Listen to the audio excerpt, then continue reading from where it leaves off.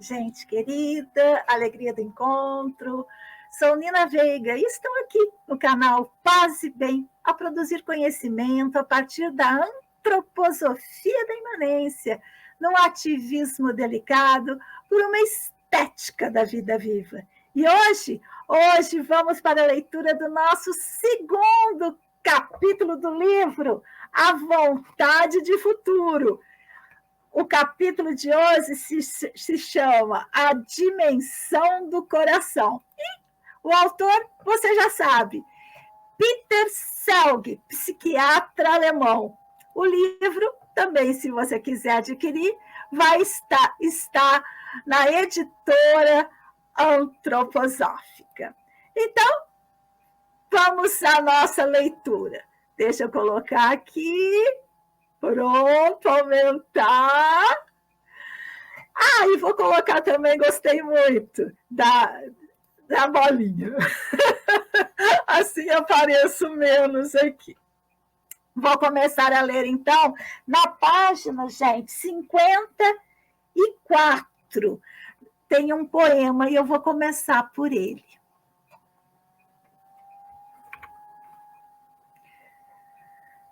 No coração vive uma parte do ser humano, que de todas é a que mais contém matéria espiritual.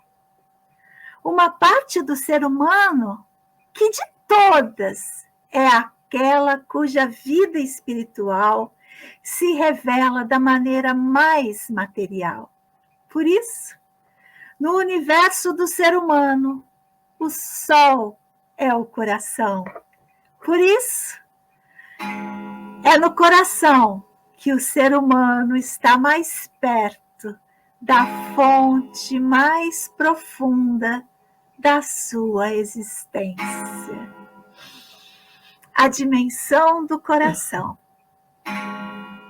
Os conhecimentos que o ser humano tem do mundo e as suas intuições individuais de ação, obtidas com a fantasia moral, têm de ser ativamente trabalhados no encontro com o mundo e na efetiva ligação com suas crises e seu devir.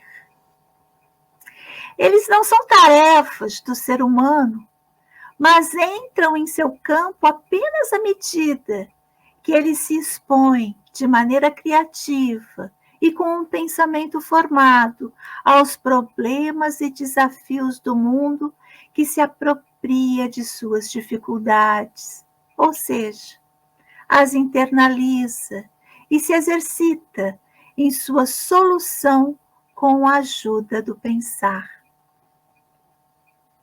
Este processo pressupõe a ativação da vontade,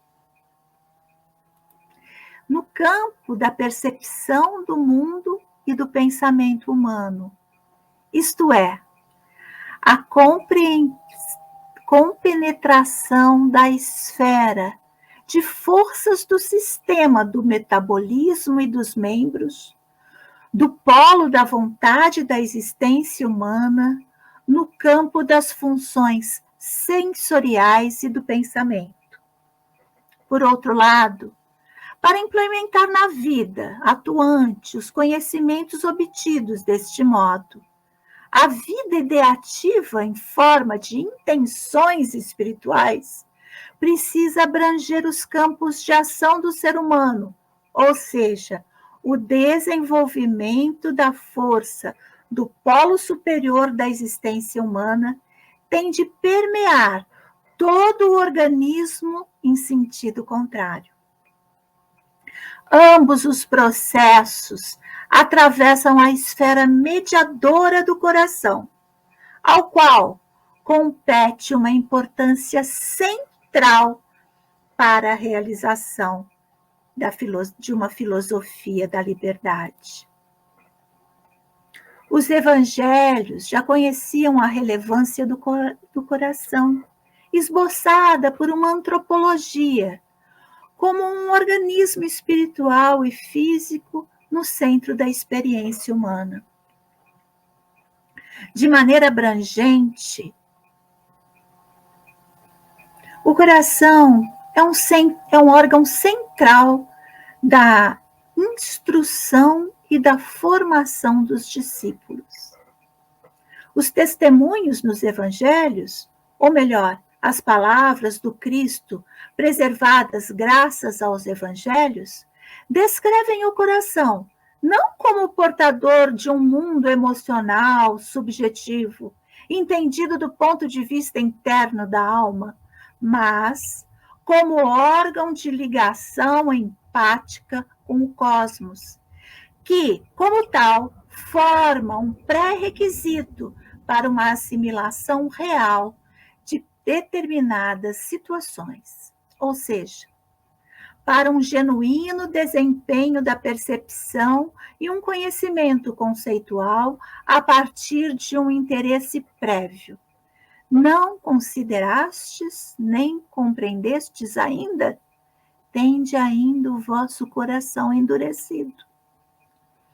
Além disso, nos evangelhos, o coração é esboçado como instrumento da união do eu com os seus conhecimentos ou experiências, como órgão, ferramenta que toma a peito as vivências que, desse modo, entram no campo da individualidade humana, a elas são ligadas e assim permanecem. Se essa internalização malograr e restar uma distância entre o centro da essência humana e as próprias experiências ou os próprios pensamentos, a dúvida se instalará no organismo humano, como fenômeno de cisão e dissociação. Em contrapartida, se o organismo espiritual e físico do coração cumprir seu papel, ou seja, se tornar portador da vida interna, que se inflama e se afirma ao enfrentar o ambiente, então ele será um centro de atividade do ser humano. Conforme sugerem os textos do Evangelho, é nesse organismo que os pensamentos e as palavras do ser humano têm sua origem espiritual e podem ser reconhecidos pelo Cristo e por seu Pai. No coração também podem amadurecer e crescer as palavras, que nele continuaram a avançar, em uma atividade de meditação protetora. Cristo falou para o interior do coração. Ao mesmo tempo, os poderes adversários também agem potencialmente no coração, como órgão central do destino da existência humana. O destino do indivíduo é decidido no organismo de seu coração. Assim como o desvio do Judas, que sucumbiu a uma tentação arimânica no coração. Aspas, e acabada a ceia, tendo já o diabo posto no coração de Judas Iscariotes, filho de Simão, que o traístes. Fecha aspas. Em sua antropologia e fisiologia antroposóficas diferenciadas, Rudolf Steiner também descreveu o coração como o centro inequívoco de todo o organismo. No coração, o ser humano não apenas se encontra em seu mais elevado, na fonte mais profunda de sua essência, mas também realiza uma mediação e uma compensação que são centrais. Sistemas funcionais do sistema neurosensorial e do metabolismo e dos membros, que, em si, são polares e mutuamente significativos do ponto de vista patogênico, são correlacionados e harmonizados pela ação do órgão cardíaco. Ao alegar que efeitos da vida passada, da última encarnação, manifestam-se no sistema superior do ser humano, ou seja, que uma relação essencial com o passado é determinante no que se refere à estrutura e à função, e que o futuro, em contrapartida, é preparado no polo inferior, Rudolf Steiner demonstrava que o ato de compensação do coração é, ao mesmo tempo, a ocorrência da presencialidade do espírito na existência humana. Passado e futuro dialogam um com o outro, velho e novo, o que já se tornou e o que está se tornando, e, com eles, também o conhecimento concretizado e a vontade em desenvolvimento. Steiner descreveu o coração em sentido estrito como um órgão sensorial interno e de equilíbrio, por meio do qual o organismo superior do ser humano percebe a atividade do organismo inferior. Realizações e aspirações atuais da vida, que ocorrem na esfera da vontade e da ação, são lidas pelo coração, até nas alterações individuais do metabolismo, e nele trazidas à percepção, levando à realização de uma espiritualização da vida vivida, de uma forma da avaliação da própria existência.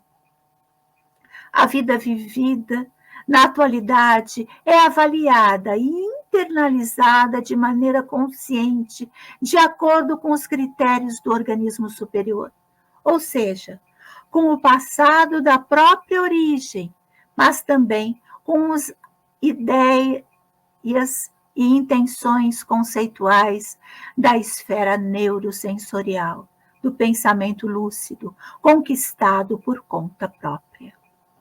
Por intermédio do órgão cardíaco, que atua como intermediário e permeia a alma, aquilo que deve ser conduzido pelas cabeças com metas seguras, alcança o campo originário da ação. Posteriormente, com base nele, também é avaliado sua própria atividade. A vida na esfera da ação encontra-se ou não em conformidade com os projetos ideativos, com o que é percebido e sentido. De acordo com Rudolf Steiner, o sentimento humano surge no conflito do futuro com o passado, isto é, na seguinte relação: do confronto, da pressão, do projeto, tanto consciente quanto inconsciente, de vontade à realização vivida até então. De maneira insuficiente, pode-se ter como resultado uma problemática da vida não vivida. Como expressão do que impele para a realização, mas que, do ponto de vista biográfico, não é exercido de maneira suficiente. O coração possibilita e justifica a consciência terrena, o conhecimento sobre a situação da encarnação na existência humana, em termos gerais, e na referência especial e situacional. Ao mesmo tempo, trata-se de um órgão atuante e de uma esfera receptora, na qual ocorre o confronto entre pensar e querer, conhecimento e ação. Deste modo, o coração é o órgão central do ser humano na Terra e um instrumento essencial da individualidade humana. Ele carrega e internaliza seu destino. Se tentarmos descobrir de que maneira Rudolf Steiner enfrentou a fraqueza da vontade humana, amplamente difundida, e tentou ajudar o ser humano a viver, de fato, a filosofia da liberdade, obteremos inúmeros pontos de vista.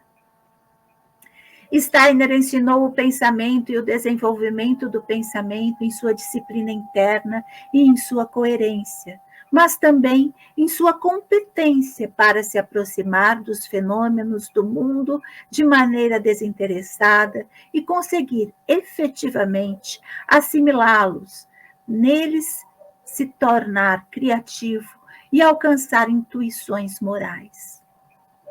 Os textos epistemológicos fundamentais de Steiner, incluindo a filosofia da liberdade, tratam deste percurso. E em seus posteriores cursos relativos a áreas específicas, era possível vivenciar indiretamente a intensidade com a qual Rudolf Steiner abordava os questionamentos e setores problemáticos de cada campo da vida, ou seja, quais caminhos percorria para chegar a soluções produtivas ao se ocupar com conhecimentos de causa das questões temporais dadas. Steiner enfrentou integralmente os problemas e desafios contemporâneos da antropologia, da medicina, da pedagogia, da agricultura, das ciências naturais, da teologia e da arte, e até se apropriou existencialmente deles, tornando-se produtivo neles. Embora os ouvintes interpretassem suas exposições a respeito de áreas específicas da ciência, sobretudo do ponto de vista de seu conteúdo, e observassem menos o quanto Rudolf Steiner tinha lutado anteriormente com as questões, havia nos cursos que abriam novos caminhos em diferentes campos da civilização, o reflexo do trabalho do conhecimento realizado. Entre seus ouvintes, Rudolf Steiner sempre convidava os que demonstravam ao menos alguma aptidão científica para que desenvolvessem atividades por conta própria nesse sentido, e com novas perspectivas, ou seja, para que enfrentassem as exigências do conhecimento e se tornassem produtivos nelas. Aos médicos antroposóficos, Rudolf Steiner apresentou em sua primeira aula uma multiplicidade de questões de pesquisa e temas de dissertação importantes e complementares, e recomendou que os seguissem e trabalhassem de maneira autônoma, orientando-se pela ciência espiritual do conhecimento. Também, no que se refere às inúmeras perguntas dos agricultores de Koberwitz, Rudolf Steiner não as respondia de maneira direta. Em vez disso, em suas palestras, abria um caminho que, no futuro, poderia levar cada agricultor de volta a uma relação com a terra, as substâncias, as plantas e os minerais, e assim tornar acessível a seus agricultores possibilidades individuais de julgamento e ação. O ser humano instintivamente seguro e a antiga sabedoria instintiva da agricultura pertenciam ao passado. No presente e no futuro, os trabalhadores agrícolas poderiam desenvolver suas próprias visões. Em um convívio atento com os dados e as tarefas da agricultura, em uma relação pessoal com as substâncias, as forças e os seres como pressuposto para a formação do próprio julgamento e do procedimento individual, a fim de chegarem a um conhecimento sensível. E por que não julgais também por vós mesmos o que é justo? Por outro lado, porém, é inegável que a Rudolf Steiner certamente interessava que a miríade de conclusões e resultados espirituais, entre os quais conhecimentos sobre doenças e medicamentos, fertilizantes, medidas de pedagogia curativa e muitos outros, por ele desenvolvidos em diferentes campos, beneficiasse as pessoas em um futuro previsível. Além disso, e talvez primeiramente acima de tudo, Deveria ser muito importante para ele acolher mais uma vez, na vida cultural e espiritual, uma imagem do ser humano em conformidade com o espírito. Uma imagem que pudesse formar o pressuposto para uma real humanização da civilização. Não era necessário que todos os seus ouvintes e alunos se transformassem em pesquisadores autônomos e intelectuais. Por mais desejável e estimulante que fosse a relação individualmente produtiva com os problemas do conhecimento e as questões da vida. Os caminhos recém-abertos na medicina, na arte de educar e na agricultura tinham de ser rapidamente colocados à disposição da civilização ameaçada e das pessoas que sofriam por causa dela e com ela.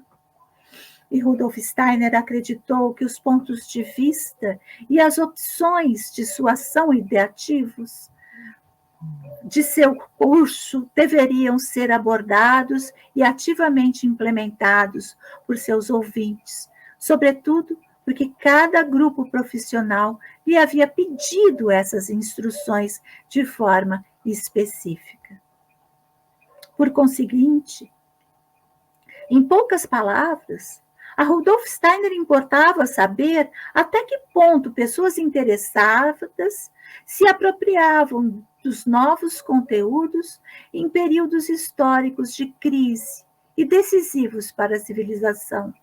Ou seja, até que ponto elas conseguiam adentrá-los ideativamente e reconhecer sua relevância para intervirem a partir deles, em uma centralização e um aprofundamento ativo de ideias, e, em seguida, na adoção das novas ideias na vontade atuante.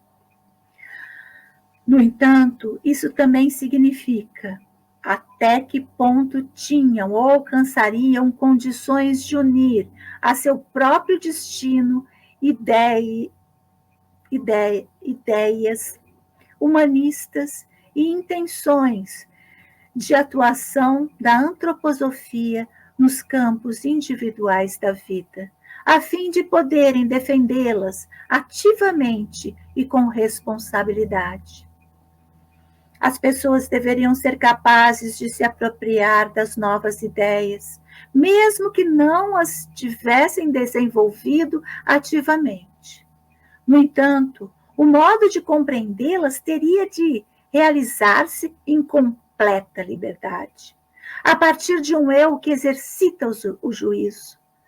Por essa razão, apesar da inegável beleza e até do brilhantismo estético de muitas de suas palestras e dos conteúdos de suas palestras, o método de apresentação de Rudolf Steiner em seus cursos relativos a áreas específicas era extremamente objetivo e sóbrio. E de modo algum recorria à potencial capacidade de entusiasmo e à disposição da vontade dos ouvintes. De sua parte, em nenhum momento Rudolf Steiner apelou para a criação ou esforços pessoais, o que lhe teria sido fácil, tendo em vista tantos problemas temporais urgentes e seu grande talento para a retórica. Contudo, ele renunciou a todo apelo à consciência e a toda abordagem direta da vontade. Em vez disso, desenvolveu pontos de vista ideativos que orientariam uma disciplina científica ou atividade vital em expansão. E esperou para ver se seus ouvintes encontrariam um acesso aprofundado a elas, ou seja, se conseguiriam conectar-se essencialmente, em sua essência, em seu coração, com elas.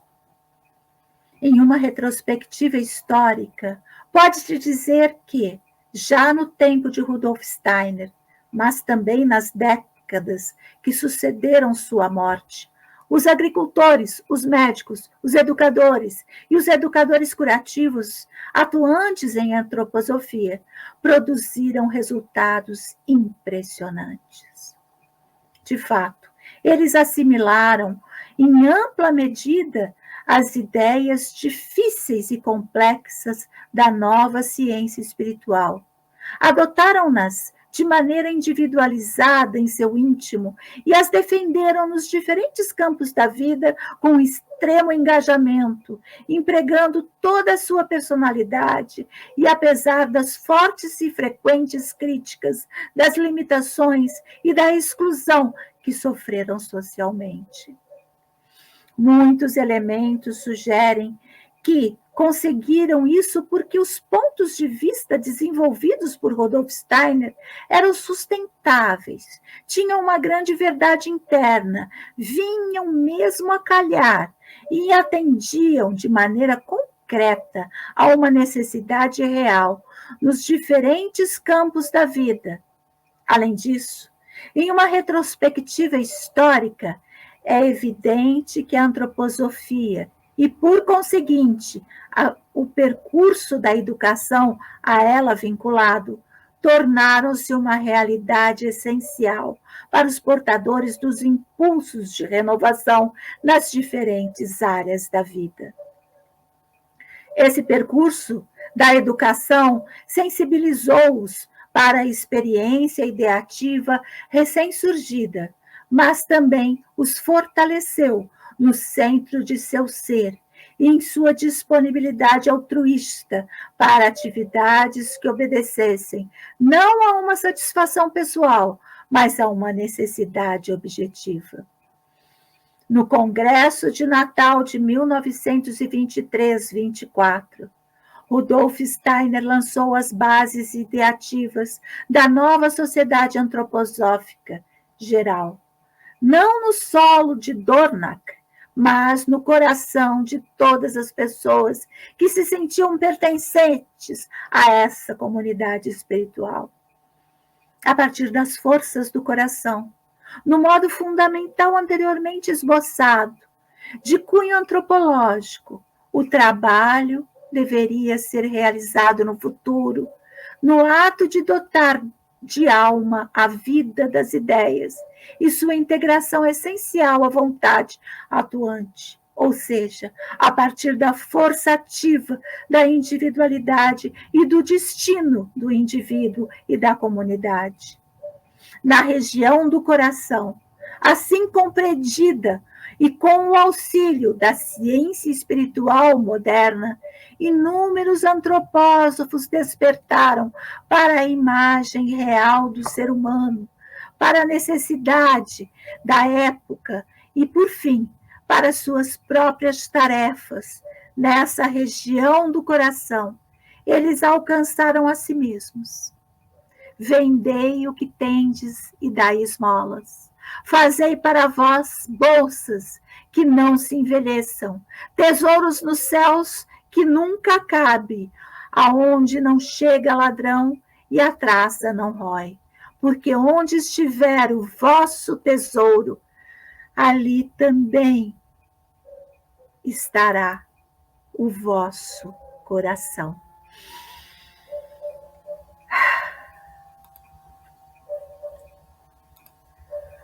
Ufa!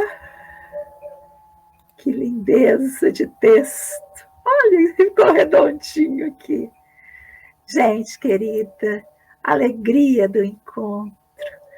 Depois de uma leitura edificante como essa, desejo a todas e todos que sigamos juntos, pois assim somos mais fortes.